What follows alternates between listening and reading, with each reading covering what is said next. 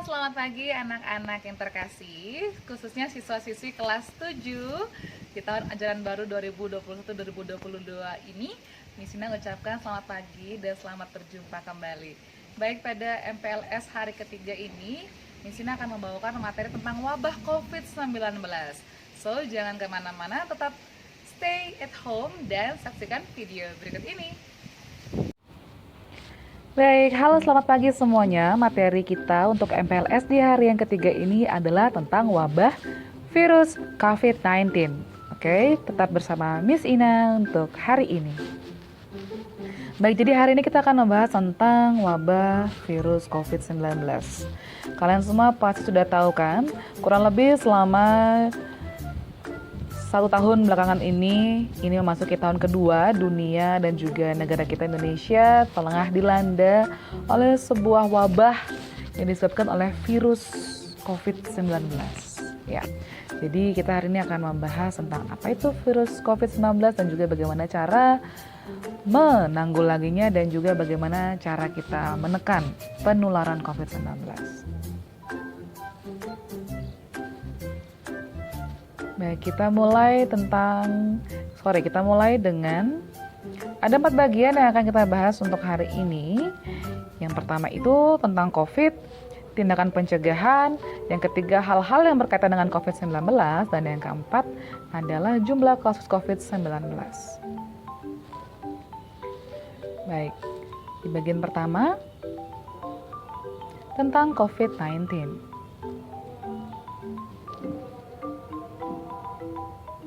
Ya, ini adalah definisi singkat tentang COVID-19. Coronavirus Disease 2019 atau COVID-19 adalah penyakit menular yang disebabkan oleh virus yang baru ditemukan dan dikenal sebagai SARS-CoV-2 atau coronavirus.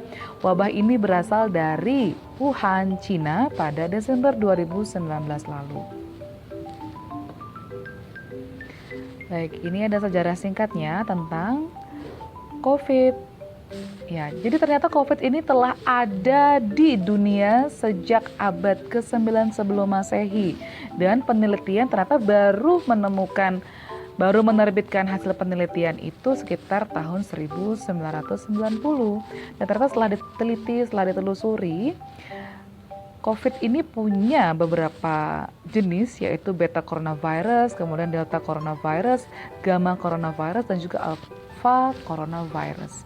Dan sekarang yang lagi di Indonesia yang telah masuk katanya varian barunya ke Indonesia adalah delta coronavirus, yang digadang-gadang memang lebih berbahaya dari virus corona yang biasa. Jadi varian yang delta coronavirus ini lebih berbahaya karena dia penyebarannya melalui udara. Jadi ketika kita berpapasan mungkin dengan orang yang kena delta coronavirus itu melalui udara, kita juga bisa kena itu. Jadi langsung kita bisa batuk-batuk, bisa langsung demam, panas tinggi dan sebagainya, bahkan juga bisa menyebabkan kematian. Maka itu Miss Ina sangat-sangat menganjurkan kepada kalian semua untuk tetap menggunakan masker. Kalau bisa didobel dipakai 2 ya maskernya. Kemudian untuk menghindari kerumunan, keramaian, dan juga kita sama-sama menghindari yang namanya untuk bersalaman dengan orang lain serta menjaga jarak, mencuci tangan. Oke? Lanjut. Ya, inilah dia gejala-gejala ketika seseorang itu terpapar virus corona ya. Jadi yang pertama itu kita merasakan dari tingkat persentase yang paling kecil itu di sakit kepala dulu. Jadi kita merasakan sakit kepala, biasanya kayak batuk pilek kan, misalnya ada pusing-pusing, nah itu. Kemudian kita beralih ke sakit tenggorokan, susah nelen, agak radang. Setelah itu kita merasakan lagi yang namanya sulit bernafas, ya karena lendir sudah banyak di tenggorokan, jadi agak susah bernafasnya. Kemudian setelah itu kita pasti merasakan kelelahan, karena badan sudah tidak enak, pusing, pasti lelah, mau ngapa-ngapain nggak bisa gitu kan. Kemudian setelah kita kelelahan biasanya batuk-batuk, akhirnya batuk kering seperti itu, sakitlah tenggorokan kita, gatal sekali rasanya, dan akhirnya demam tinggi itu. Jadi ini adalah gejala yang dirasakan oleh seseorang yang terpapar virus COVID-19 ya. Jadi ini ada persentasenya seperti itu. Jadi memang yang paling dirasakan sakitnya itu pasti pada saat dia demam tinggi, itu udah tidak bisa ngapa-ngapain banget ya. Lanjut, orang yang terinfeksi COVID-19 mungkin tidak menunjukkan gejala ya, atau memiliki gejala ringan seperti demam, batuk, dan kesulitan bernafas. Masa inkubasi diperkirakan antara 1-11 hari oleh WHO atau Organisasi Kesehatan Dunia. Jadi orang yang terpapar virus COVID-19 ataupun orang yang tanpa gejala itu biasanya mempunyai masa inkubasi virus itu di dalam tubuhnya sekitar 14 hari atau 2 minggu. Maka itu orang-orang biasanya kalau sudah kita misalnya antigen atau misalnya kita PCR, kemudian ketahuan kita positif atau ketahuan kita reaktif, itu disuruh isolasi mandiri, melakukan isolasi mandiri di rumah selama kurang lebih 14 hari. Jadi tidak boleh keluar rumah, tidak boleh makan bersama keluarga. Jadi satu ruangan khusus untuk kita selama 2 minggu hanya berada dalam situ saja. Kalau keluar paling hanya ke kamar mandi gitu ya. Lanjut.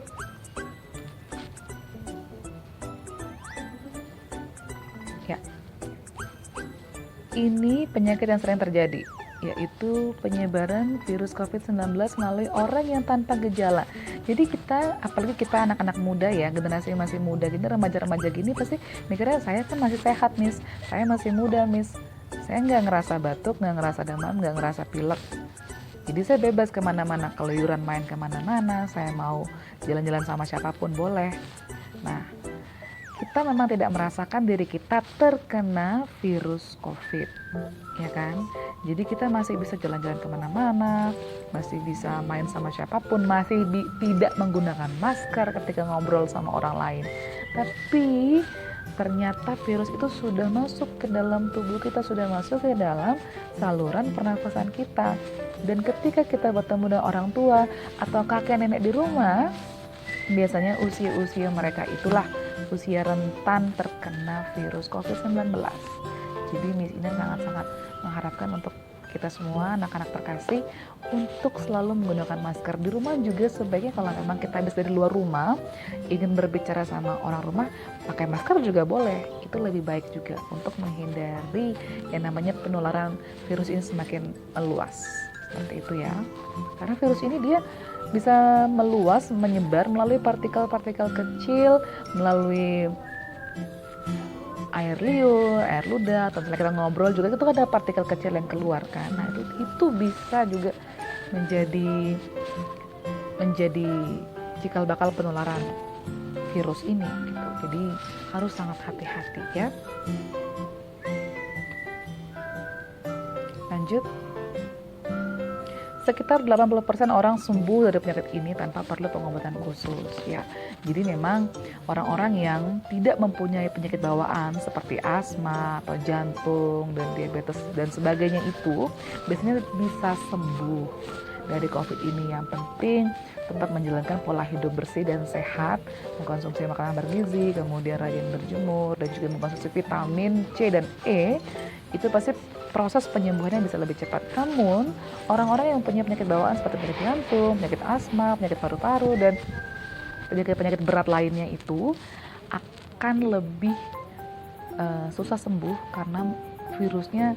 Jadi karena penyakitnya double, sudah punya penyakit bawaan misalnya seperti asma, diserang lagi sama virus COVID.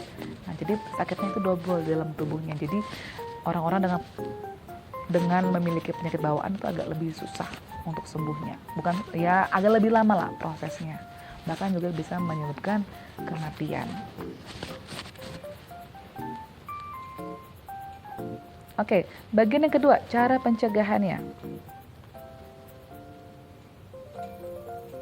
Ya, antibiotik tidak bekerja melawan coronavirus. Jadi, apa yang harus dilakukan untuk mencegahnya? Kita lihat di sini. Melindungi diri sendiri dan mencegah penyebaran penyakit. Yang pertama, cuci tangan. Jaga jarak minimal 1 meter. Cobalah yang terbaik, tidak menyentuh mata, hidung, dan mulut. Kalau tangannya belum dicuci bersih, jangan sekali-kali menyentuh daerah wajah ya, mata, hidung, mulut. Karena virus juga bisa masuk melalui mata, hidung, atau mulut kita ya. Kemudian tutup mulut dan hidung dengan siku ketika batuk, atau pakai tisu juga bisa ya, atau ketika batuk atau bersin maskernya dipakai dan jangan dibuka maskernya ya. Kebanyakan penyakit orang-orang zaman sekarang itu ketika bersin dan batuk itu mereka buka maskernya, jadi kan itu partikel-partikel lendirnya kan masih bisa keluar menyebar kemana-mana gitu. Jadi sangat-sangat tidak disarankan ketika batuk dan pilek untuk membuka masker. Oke, atau kalian balik badan bersin atau keluar dulu, mungkin jangan ada orang di sekitar kalian baru kalian bersin di luar, itu juga lebih baik ya, demi menjaga keselamatan kita bersama. Dan selanjutnya mencari pertolongan medis ketika mengalami kesulitan bernafas atau demam tinggi. Selanjutnya ikuti petunjuk dari otoritas pemerintahan atau kesehatan nasional di sekitar Anda. Jadi kalau merasakan sudah badannya udah lemas, kemudian demam tinggi, jadi bisa langsung menghubungi rumah sakit, puskesmas ataupun dokter keluarga ya. Selanjutnya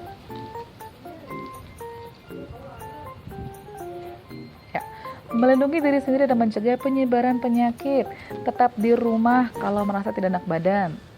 Ya, jadi kalau misalnya sekolah merasa batuk pilek atau pusing, demam tinggi, itu yang sudah sangat tidak bisa bergerak, bisa izin. Tapi sekali lagi misalnya ingatkan, jangan berbohong. Ingat, bohong itu dosa. Kalau kalian betul-betul sakit ya boleh izin ya. Tapi nanti kalau sudah sembuh, tugasnya harus dikerjakan supaya tidak menumpuk-numpuk dan tidak dikejar-kejar oleh Bapak Ibu guru untuk menagih tugasnya. Dan yang kedua, ya kalau memang perlu keluar rumah ya harus menggunakan masker ya, atau menggunakan maskernya double supaya kita tidak menyebarkan virus ke orang lain. Kemudian kalau kesulitan bernafas, kita bisa menggunakan bantuan medis sesegera mungkin. Dan yang keempat, menghubungi penyedia jasa kesehatan ya, tentang menghubungi pihak rumah sakit atau puskesmas atau dokter keluarga ketika kalian mungkin mengalami demam tinggi atau mungkin mengalami batuk pilek yang sudah sangat parah dan akut dan sudah agak lama, seperti itu ya. Itu cara-cara kita melindungi diri sendiri dan juga orang lain supaya penyebaran virus COVID-19 itu sangat-sangat bisa ditekan sehingga bumi kita Indonesia dan juga dunia bisa sembuh dari pandemi COVID-19. Ya, ini cara menggunakan masker. Sebelum menggunakan masker, cuci tangan ya, atau pakai hand sanitizer. Tuh, cuci tangan yang bersih pakai sabun, baru pakai masker. Kemudian tutup mulut dan hidung Anda dengan masker. Karena masker harus menempel kuat di wajah ya. Jangan turun-turun maskernya. Jangan menyentuh masker Anda saat memakainya. Kalau mau pegang masker, pastikan tangannya bersih dulu. Kemudian maskernya diganti. Kalau udah bekas keringetan itu diganti. Makanya Miss Ina selalu menganjurkan ke kalian untuk membawa masker itu lebih kemana-mana, 5 atau 4. Jadi ketika kalian berada di luar rumah, maskernya basah karena keringat, jadi itu bisa dibuang dan diganti. Oke. Selanjutnya ya, lepaskan masker dari wajah tentu dengan tangan yang bersih. Kemudian setelah kalian melepaskan masker, ini ya Miss Ina beritahu ya, setelah melepaskan masker, maskernya itu dirobek nak. Ujung talinya itu dirobek, kemudian maskernya yang berbentuk persegi panjang itu dirobek, dibagi menjadi 2 ya. Karena kalau kita membuangnya dengan cara habis pakai langsung dibuang begitu aja, tangan-tangan jahil, tangan-tangan orang yang nakal di luar sana itu akan mendaur ulang lagi masker bekas kita gitu. Jadi bisa kalian bayangkan kan betapa kotornya dan betapa itu banyak virus di situ. Kemudian orang nakal itu dia olah lagi masker kita, dia daur ulang lagi dan dia jual lagi. Nah, itu kan suatu pekerjaan yang sangat berdosa ya. Jadi alangkah baiknya kita menghentikan pekerjaan nakal itu dengan cara masker kita robek kedua talinya, kemudian di tengah-tengah masker itu kita bisa gunting dia atau kita bagi 2 supaya masker kita tidak utuh lagi, seperti itu. Selanjutnya hal-hal yang berkaitan dengan COVID-19. Ya, ini tadi sudah ya, menjaga jarak, kemudian isolasi dan karantina jika merasa diri demam tinggi atau batuk dan pilek ya. Kemudian kita melakukan lockdown, tidak kemana-mana, di rumah saja, seperti itu. Kemudian Ya, kita menjaga kekebalan imun kita dengan mengkonsumsi makanan-makanan yang bergizi dan juga mengikuti vaksin. Jadi vaksin itu sangat-sangat berguna untuk membangun kekebalan imun tubuh kita. Ya, jadi vaksin itu jangan sampai kalian berpikir, "Miss, saya takut divaksin, nanti saya takut pusing, nanti saya takut ngantuk, nanti saya takut kelelahan, nanti takut tangan saya sakit." Enggak. Jadi dulu waktu kalian masih bayi, kan kalian juga diimunisasi ya, istilahnya waktu bayi ya, diimunisasi. Tanya deh papa mamanya, pasti kalian juga dulu waktu diimunisasi panas, nangis-nangis, setelah pulang imunisasi, ya kan? Tapi ujung-ujungnya imunisasi itu diberikan untuk menjaga kekebalan tubuh kalian waktu saat masih bayi. Dan sekarang ketika kalian sudah remaja, kalian divaksin lagi di masa pandemi ini guna menjaga kekebalan tubuh kalian untuk tetap stay, untuk tetap dia up, untuk tetap dia di atas, untuk tetap stabil, ya. Imun kalian. Jadi jangan pernah takut divaksin, oke? Ya, kemudian ini juga hal-hal yang berkaitan dengan COVID itu ada pasien PDP dan juga pasien ODP, ya. Pasien dalam pengawasan itu disebut PDP dan juga orang dalam pemantauan itu disebut ODP. Jadi itu memang hal-hal yang berkaitan erat dengan yang namanya COVID-19. Semoga kita semua dijauhkan dari namanya ODP ataupun PDP ataupun OTG dan sebagainya. Dan yang terakhir ini juga ada vaksinasi ya. Baik, dan yang terakhir adalah jumlah kasus COVID-19. Kita akan lihat datanya. Ya, tingkat mortalitas berdasarkan usia. Nah, ini yang paling tinggi, yang hampir mencapai 100% itu adalah usia 80 tahun ke atas. Jadi opa-oma kita yang sudah usianya 80 tahun ke atas itu memang lebih rentan terkena virus ini dan juga bisa menyebabkan kematian karena memang usia mereka sudah renta ya. Jadi kekebalan tubuhnya juga tidak sebaik kita yang masih muda gitu. Jadi memang sangat-sangat rentan usia mereka untuk terpapar COVID lebih tinggi. Bukan berarti kita yang masih muda ini karena usia kita masih muda, bukan berarti kita tidak bisa terkena virus COVID, bisa juga terpapar virus COVID. Yang penting kita tetap menjaga kesehatan agar bersama-sama kita sehat, menjaga diri sendiri, menjaga orang lain, papa, mama, adik, kakek, semua kita jaga supaya sama-sama sehat ya. Jangan sampai kita berpikir, saya masih muda nih, saya masih sehat, masih kuat, gak mungkin terkena COVID. Jangan sampai kita takabur seperti itu ya. Jadi harus tetap bersama-sama menjaga kesehatan. Ya, ini situasi COVID di Indonesia, update tanggal 11 Juli 2020.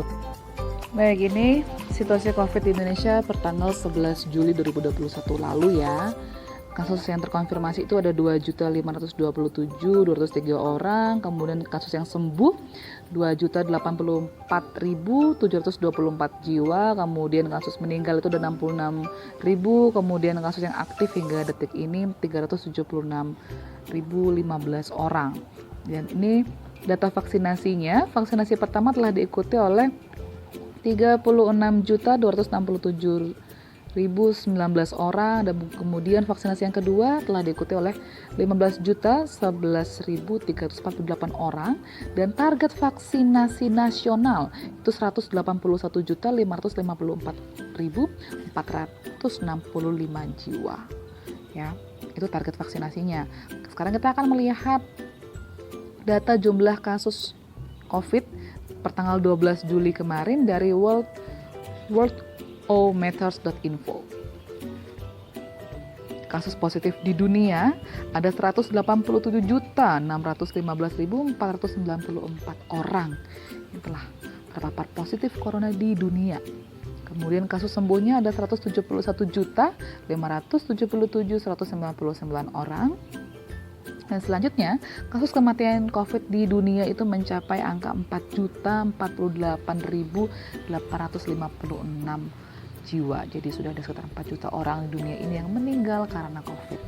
Jadi kita jangan lagi untuk menambah jumlah tersebut, baik yang positif ataupun yang meninggal dunia. Jadi kita sama-sama sadar untuk menjaga kesehatan dengan menggunakan masker, menjaga jarak, dan tetap setia menjalankan yang namanya 6M. Nah, apa saja 6M? Yuk kita lihat. Mencuci tangan dengan sabun dan air mengalir. Yang kedua, menggunakan masker. 2 masker lebih baik. Dan yang ketiga, menjaga jarak. Yang keempat, menghindari keramaian. Yang kelima, menghindari makan bersama. Kemudian yang keenam, mengurangi mobilitas atau aktivitas di luar rumah. Ya, jadi yang poin kelima itu menghindari makan bersama ketika kalian misalnya ke rumah makan, ke restoran itu ya. Jadi kan tuh kumpul banyak orang di situ. Itu sebenarnya sebaiknya dihindari ya. Jadi lebih baik kita pesan makan di luar, kemudian kita bawa, kita makan di rumah, itu lebih baik ya. Ataupun mama yang masak itu juga sangat-sangat lebih baik dan lebih sehat dan pastinya lebih nikmat rasanya. Oke? Baik, terima kasih. Itu saja informasi tentang COVID dari Miss Ina. Jadi Miss Ina sudah sangat-sangat menganjurkan ke kalian untuk tetap menjalankan 6M ya. Tadi kan sudah lihat 6M itu apa saja. Jadi kita sebagai generasi muda itu yang bisa kita lakukan untuk membantu bangsa kita, untuk membantu diri kita dan juga membantu orang lain agar terhindar, agar bisa sembuh dari pandemi COVID-19 ini. Oke, semuanya terima kasih banyak untuk hari ini. Tetap semangat, salam sehat dan salam DJTM. Terima kasih banyak untuk anak-anak yang terkasih telah menyaksikan video materi tentang wabah COVID-19 yang telah Miss Ina jelaskan tadi. Semoga video materi-materi ini berguna untuk kalian dan juga dapat menjauhkan kita semua dari penularan dan juga penyebaran virus COVID-19. Salam sehat untuk semuanya, tetap semangat dan salam DJTM.